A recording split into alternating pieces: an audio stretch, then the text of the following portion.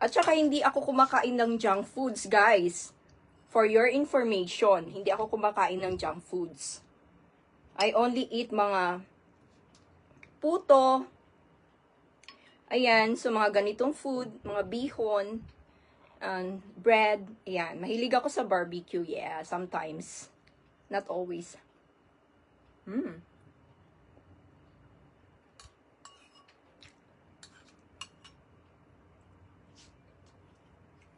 Ayan, guys. Oh, ayan na. Kita nyo? Kumakain ako, may juice ako.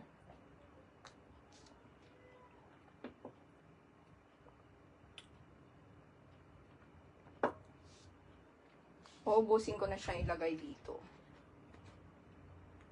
Ayun. O, diba, guys? Isang buong mangga.